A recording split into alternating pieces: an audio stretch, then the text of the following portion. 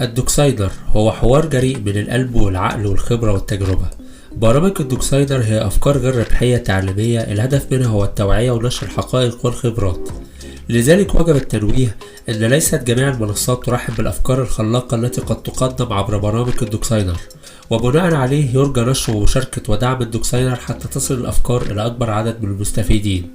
تحياتي، يلا نبدأ.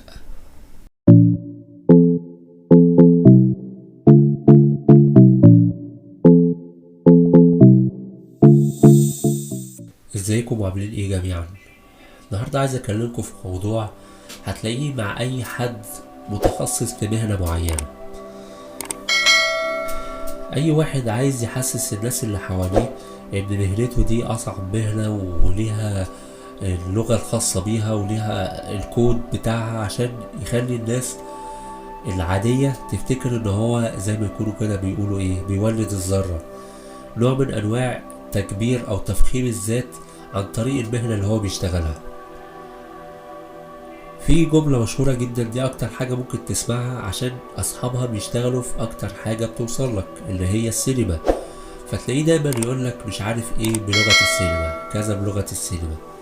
هل يعني انت لما تتكلم بلغة السينما ده مصطلح اصلا مش منطقي، لان اللغة ليها قواعد واصول وكذا، فانت لما بتنسب مصطلح او معنى بحاجة اسمها لغة السينما، فانت معنى كده ان انت عامل السينما دي كأنها لغة بيتكلمها بلد وانت بتتكلم باللغة بتاعتهم. الموضوع ده ممكن تطبقه على اي حاجة، وخصوصا اصلا مع المهن اللي هي اقل شوية. يعني اي حد دارس مثلا سينما او كده يقدر يشتغل في السينما، بس انت لما تبقى عارف ان انت واحد تاني يقدر يأدي نفس الدور، فبتبتدي بقى تفخم في الشغلانة ومصطلحاتها عشان تحسس الناس ان دي لا حاجة صعبة ودي لغة خاصة يعني. فايه الشغلانات الاقل؟ الناس مثلا الصناعية اللي شغالين في ورش وكده، لما تيجي تخش لأي واحد مثلا بتصلح حاجة يبتدي يقولك مصطلحات كده، مثلا في العربية بتاعتك، في التلاجة، في الترموستات، في أي حاجة كده، عشان يحس ان هو بيدوخك كده وان هو جايبك من الشرق والغرب، فيحسسك ان هو عامل حاجة ما حصلتش، مع ان انت في نفس الوقت عارف ان الميكانيكي ده يقدر يعملها، ونفس الوقت الشخص التاني الميكانيكي برضه يقدر يعملها. النجار اللي بيشتغل هنا هو اللي ممكن يشتغل هنا. بتختلف طبعا ما بين شخص وشخص على كل مهارة وعلى حسب امكانياته الشخصية، لكن ده لا يعني ان القواعد نفسها معروفة. القواعد اللي انت نفسك لو اديت لنفسك فرصة، او لو انت بصيت كده او سألت او دورت على جوجل، هتعرف تعملها بنفسك.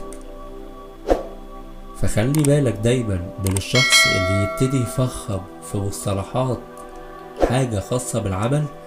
اعرف ان الشخص ده اصلا مش مالي ايده من الشغل اللي هو بيعمله، فبالتالي بياخدك في سكة اللي هو يوصلك للمنطقة القابلة بتاعته هو اللي انت مش عارف فيها، فيبتدي يتلاعب بيك.